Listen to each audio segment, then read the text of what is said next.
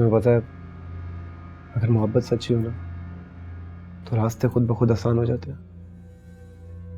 मैं तुम्हारा शुक्रिया अदा करना चाहता हूँ किरण, कि तुमने अपनी बहन की बातों में आकर मेरा साथ नहीं छोड़ा। यकीन अगर एक बार आ जाए ना तो उसको पलटना बहुत मुश्किल हो जाता है। और मुझे तुम पर भरोसा है माँ। अब दुनिया की कोई ताकत हमें अलग नहीं कर सकती। तुम्हें पता है, मुझे मोहब्बत करना नहीं आता था। तुम्ही से सीखा है मैंने मोहब्बत करना। तुम्ही ने बताया मुझे, और मैंने ये भी देख लिया कि साफ सुथरे नजर आने वाले लोग अंदर से कितने घटिया भी हो सकते हैं। तुम्हारी बहन को घटिया नहीं कहना चाहता किरण, पर तुमने देखा ना कि उसने हमारे मिलने में कितनी रुकावटें डाली। और मैं तुम्हें यही वार्न करूंगा कि आइंदा से भी तुम ख्याल रखना। जिस कोशिश में वो कामयाब नहीं हो सकी वो दोबारा फिर जरूर करेगी। बहुत मुस्तकिल मिजाज है तुम्हारी बहन, तुम उसे कामयाब नहीं होने देना। तो फिर तसल्ली रखो माँ, वो अगर ऐसी है तो मैं भी उसी की बहन हूँ। मैंने भी सोच लिया, वो बहन वाला रिश्ता नहीं निभाएगी तो मैं भी उसे देवरानी बन के दिखाऊंगी।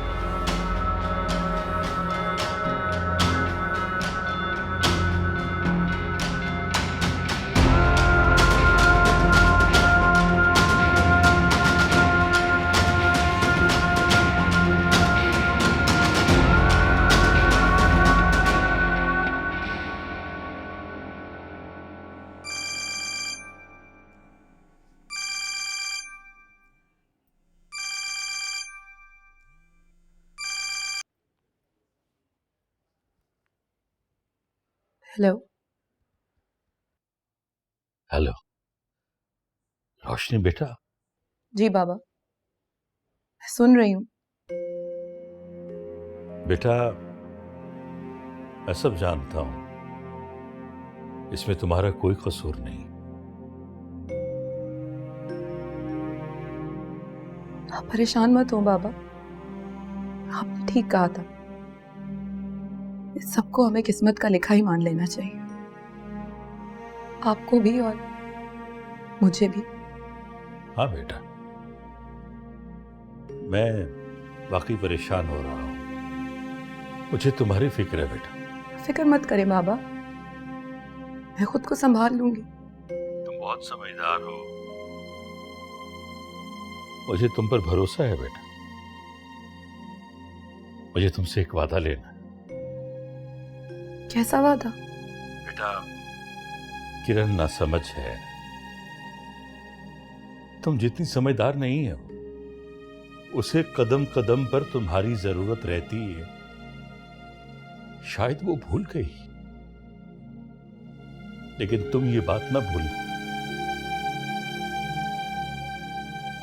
उसे हमेशा अपने साथ लेकर चलना। रिश्ता जरूर बदला है, लेकिन है वो तुम्हारी बहन। उसका ख्याल रखना, उसे हर मोड़ पर तुम्हारी जरूरत है बेटा। जी बाबा। मैं ये जानता हूं कि जिस घर में वो गई है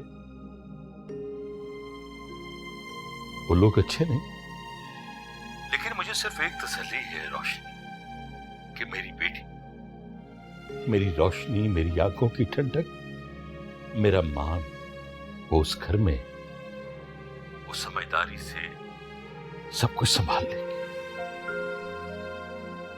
अपनी बहन का ख्याल रखना, उसे बिखरने न देना बेटी। मैं ऐसा ही करूंगी बाबा। रोशनी बेटा, मुझे तुम पर पूरा भरोसा है। मेरा भरोसा कभी टूटने न देना। तुम तो नफरतों की आग में मोहब्बतों के फूल खिलाने वाली।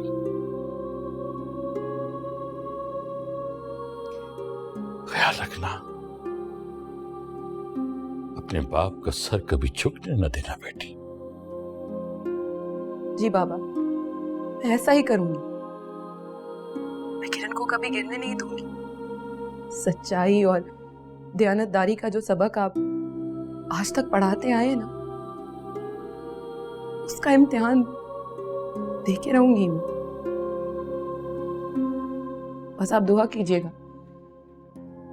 कि आपकी बेटी इस इम्तिहान में सुरखरू हो जाए। अल्लाह करे ऐसा ही।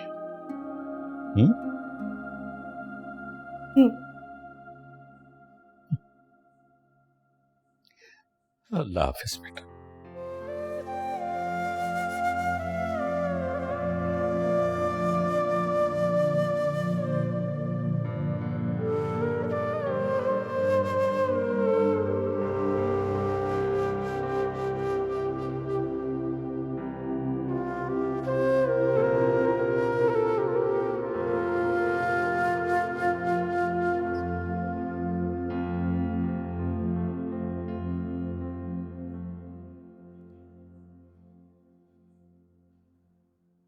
दूध पी लीजिए।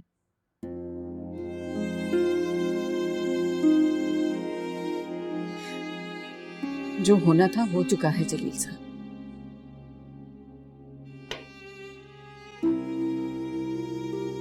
अब इस तरह अपनी बेइज्जती पर मातम करने से क्या खोई हुई इज्जत वापस आ जाएगी? ये तुम कह रही हो? तुम कह रही हो उज़रा कि तुम अपनी बेटी को जानती नहीं हो?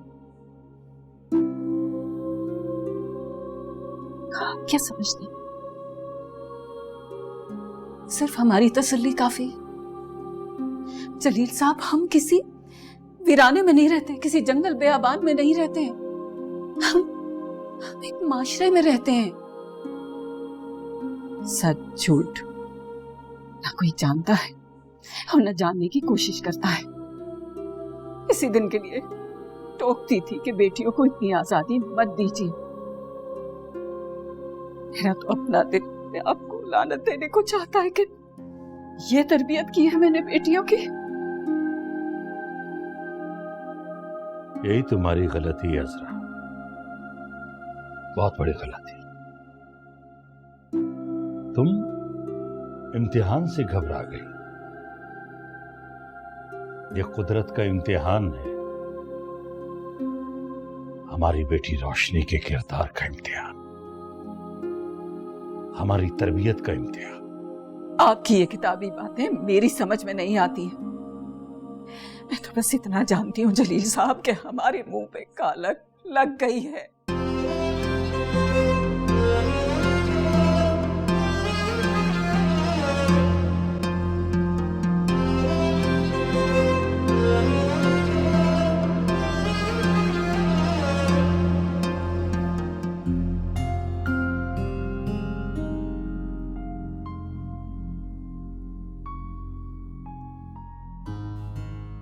मैं समझ सकती हूँ आज जो भी कुछ हुआ। इस बारे में अगर मैं तुमसे बात करना चाहता हूं तो बस ये कि तुम्हें ये सब करने की जरूरत क्या थी आखिर?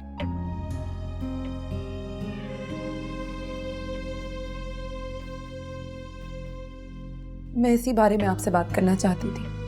मैंने ऐसा कुछ नहीं किया है। मेरे साथ तो खुद गेम खेला गया है असाम, और मैं तो क्या सच क्या है रोशनी फिर?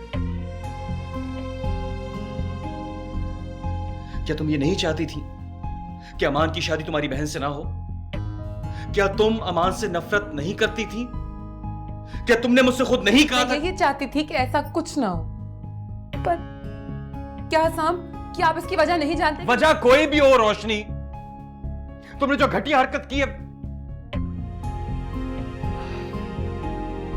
चलो ठीक है, अगर मैं तुम्हारे कहने पे ये बात मान भी लूं कि तुमने ये सब नहीं किया, तो फिर किसने किया ये सब?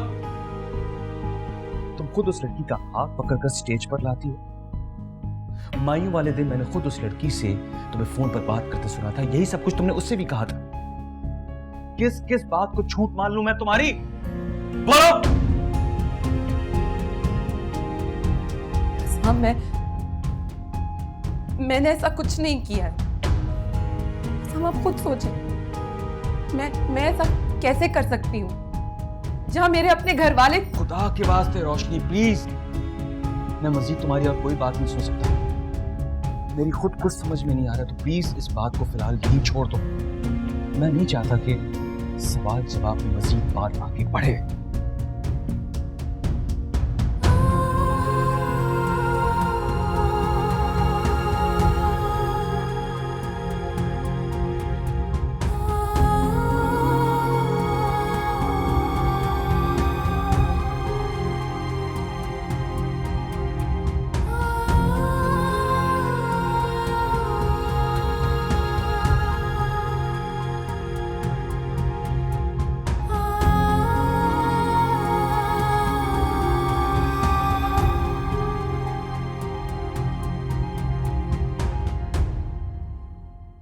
हमारी बेटियों के जाने से हमारा घर खाली नहीं हुआ, वीरान हुआ है। सारी दुनिया हम पे हंस रही है और हम इधर उधर मुंह छुपाते फिर रहे हैं। और आपको अब भी फलसफा सूझ रहा है? दुनिया की बातें ना करो, दुनिया वाले तो बातें करते ही रहते। मैं जानता हूं कि मेरी बेटी रोशनी क्या है। वो ऐसी लड़की है जिसकी तमन्ना हर घर हर वालिदैन करते हैं। वो बहुत समझदार है और वो अपनी समझदारी से सब कुछ संभाल लेंगी। ये तुम भी अच्छी तरह जानती हो और दुनिया वाले भी अच्छी तरह जानते हैं। मुझे तो आपकी ये बातें समझ में नहीं आती हैं जलील साहब। अल्लाह खैर करे। पता नहीं अब और क्या देखना बाकी। असरा बेगम, अपने बच्चों के लिए दुआ कर। बेटियों को अपने वालिदैन की दुआ की जरूरत होती है।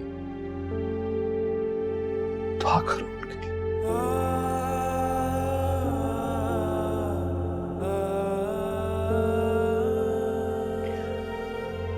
अल्लाह रहमत फरमा।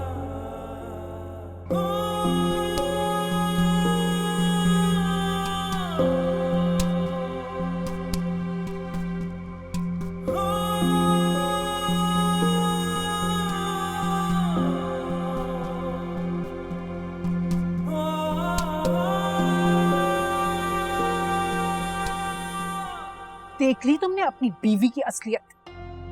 ये है उसका असली चेहरा। वो हमारी किसी खुशी में खुश नहीं होती। मैं इस वक्त इस बारे में कोई बात नहीं करना चाहता। हसाम, अभी नहीं बात करना चाहते तो कब बात करना चाहते? जब कोई वो बड़ा तूफान खड़ा कर देगी। हसाम, मैं तुम्हारी माँ हूं और तुम्हारे लिए गलत नहीं सोचूंगी। इस वक्त कुछ समझ में नहीं आ रहा कि मैं क्या करूं। आप प्लीज। और मेरी समझ में तो नहीं आ रहा कि इस लड़की ने तुम पर पढ़कर क्या फूका है। इतना कुछ होने के बाद भी तुम फैसला नहीं कर सकते। अरे उसी वक्त तलाक दे देनी चाहिए थी तुम्हें। और क्या चाहती हो तुम? और किस बात का इंतजार है तुम्हें? देखो हसाम, तुम्हें ये करना ही होगा। मैं इस लड़की को इस घर में बर्दाश्त नहीं कर सकती। कल मैं इस लड़की को इस घर में नहीं देखूं। ऐसी मक्कार और चालाक लड़की की मेरे इस घर में जगह नहीं। समझ गए हो तुम?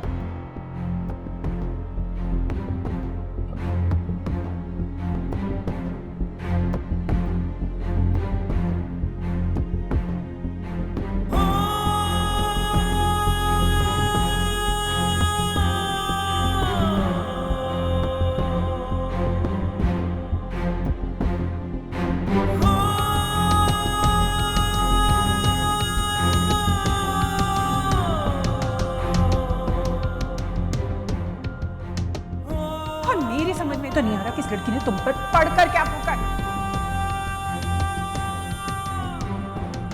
इतना कुछ होने के बाद भी तुम फैसला नहीं कर सकते। अरे उसी वक्त तलाक दे देनी चाहिए थी तुम्हें।